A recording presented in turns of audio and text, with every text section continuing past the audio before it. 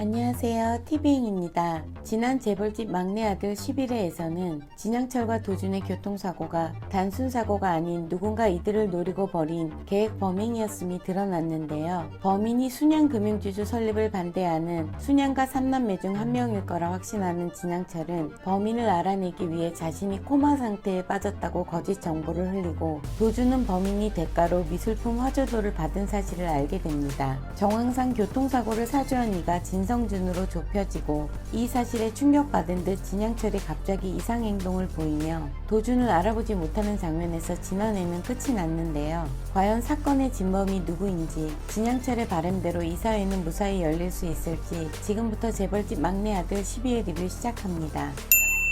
진양철은 교통사고 충격에 의한 선망 증상을 보이기 시작하고, 이에 순양금융지주 설립 이사회 참석이 힘들어지는 듯 보입니다. 진양철은 온전치 못한 몸으로 이사회 참석을 고집하지만, 도준은 이런 상태로는 금융지주 설립이 문제가 아니라 순양 경영권 자리에서 마저 물러날 수 있다고 진양철을 진정시키는데요.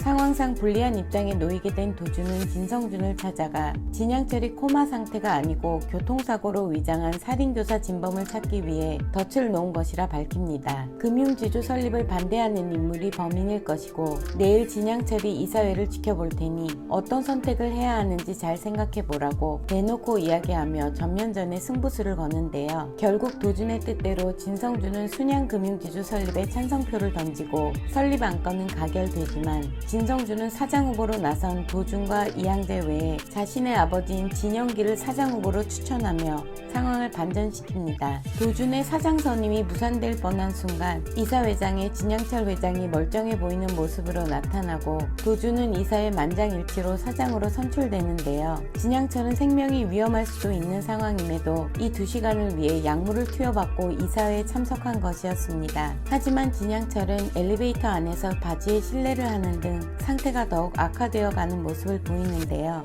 한편 살인교사의 대가로 오고 간 화조도에 대해 조사하던 중 그림이 위작임이 드러나고, 그림 속에 찍힌 낙관으로 그림의 출처가 이피록 여사임이 밝혀지는데요. 원작에서도 범행을 사주한 인물이 이피록이어서 그렇게 놀랍지는 않았는데, 다음 장면을 보고 정말 깜짝 놀랐습니다. 진범이 자신의 부인이라는 걸 알게 된 진양철이 이피록에게 왜 자신을 죽이려 했냐고 묻자, 이피록은 진양철 앞에 무릎을 꿇으며 자신이 낳은 아들들이 진윤기와 도준의 병풍 노릇을 하는 걸 볼 수 없었다며 눈물로 용서를 비는데요. 하지만 이때 진양철의 선망 증상이 다시 나타나고, 이피록의 사죄는 진심이 아니었음이 드러납니다. 진양철의 모습에 이피록의 눈빛이 바뀌며, 이제 당신이 진실을 알았다 해도 아무도 당신 말을 믿어주지 않을 거라며 태도를 바꾸는데 정말 섬뜩한 느낌이 들었습니다. 진양철을 퇴원시켜 집에 데려간 이피록은 도준이네 가족만 빼고 3남매 일가를 집으로 불러 식사 자리를 마련하는데요. 이 자리에서 이피록은 진양철의 상태를 폭로하려 하는데, 이때 도준이 진양철의 진단서와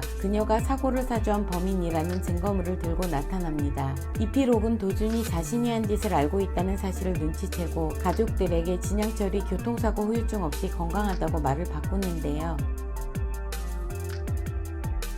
도준은 이피록에게 주주총회가 끝날 때까지 누구라도 진양철의 증상에 대해 알게 된다면 자신 역시 이피록이 범인이라는 비밀을 지켜주지 않을 것이라 협박합니다. 도준이 순양을 탐내지만 않았어도 이런 일은 벌어지지 않았을 거라고 분노하는 이피록에게 도준은 할아버지를 지키는 길이 할머니 자신을 구하는 길이라 말하는데요. 진양철의 상태를 보러 온 도준에게 진양철은 진범이 누구냐고 묻고, 도준은 지금 찾는 중이라고 말하며 범인이 밝혀지면 꼭 알려주겠다고 거짓말을 합니다. 다른 자식들은 순양가를 물려받으려고만 하는데 니는 왜 순양을 사려 하냐는 질문을 던진 진양철은 이내 도준에게 꿈을 꼭 이루라는 말을 하며 따뜻한 눈으로 바라보는데요. 한편 본격적으로 행보를 시작한 진성준은 처가 현성일보를 이용해 진양철의 경영 부실을 문제 삼는 여론을 형성하고, 주주들은 진양철 회장에 대한 불신임 투표를 하기에 이르는데요. 이에 진양철은 진씨 일가 왕자의 난이라고 자식들을 떠보지만 다들 모르쇠 시치미를 떼고,